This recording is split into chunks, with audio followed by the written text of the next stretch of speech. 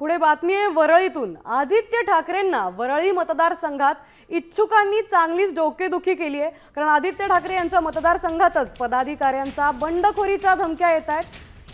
तर 197 वॉर्ड मनसेला गेल्याने पदाधिकारी आता नाराज आहेत। 197 मधील ही नाराजी दूर करण्यासाठी ठाकरेंचा उमेदवार मनसेच्या चिन्हावर लढवा म्हणून मनसेकडून विनंती केली जाते। तर वॉर्ड क्रमांक 196 मध्ये महिला खुला झाल्यामुळे विभाग प्रमुख आशिष चेंबूरकर यांच्या जागी त्यांच्या पत्नी पद्मजा चेंबूरकर यांनी उमेदवारी निश्चित केली आहे। मात्र पक्षातील निष्ठावंत पदाधिकारी आकर्षिका पाटील आणि संगीता जगताप यांच्या नावांची जोरदार चर्चा होती।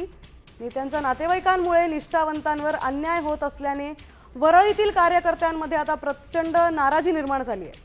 त्यामुळे डोकेदुखी होती। आदित्य ठाकरेंना वरळी कोळीवाड्यातही सूर्यकांत कोळी या शाखा प्रमुखाने हरीश वरळीकर आणि आशिष चेंबूरकर यांच्या विरोधात पत्र लिहून पदाचा राजीनामा दिलाय। आपले प्रतिनिधी गिरीश कांबळे आपल्याला याबद्दलची अधिकची माहिती देणार।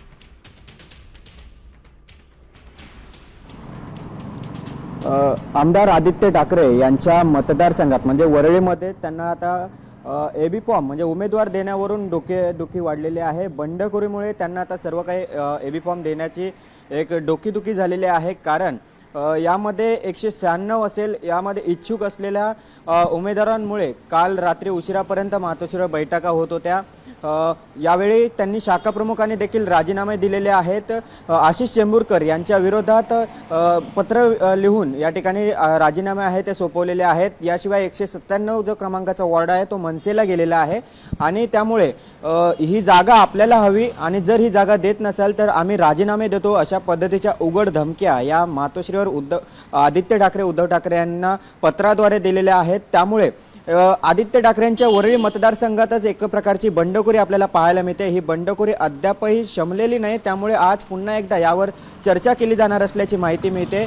एकीकडे 199, 198 आणि 195 हे 3 वॉर्ड जरी उमेदवार निश्चित केले असले तरी मात्र इतर ज्या 3 जागा आहेत त्यावरून मात्र अद्यापही तोडगा निघाला नाही पक्षामध्येच, कारण पक्षातच अंतर्गत नाराजी आहे आणि ती नाराजी दूर करण्याचं एक आव्हान आदित्य ठाकरेंसमोर असणार आहे। खरं तर आदित्य ठाकरे संपूर्ण पालिकेचं नेतृत्व करणार आहेत या निवडणुकांचं, मात्र त्यांच्याच मतदारसंघात त्यांना इच्छुकांची जी बंडखोरी आहे ती थांबवताना त्यांना नाकीनऊ येत आहेत, त्यांना अडचणी येत आहेत आणि अशा स्थितीत इतर ज्या जागा आहेत त्यावर देखील वाद आहे। त्यामुळे एक प्रकारची डोकेदुखी ही आदित्य ठाकरेंसमोर आहे आणि विशेष करून त्यांच्याच मतदारसंघात।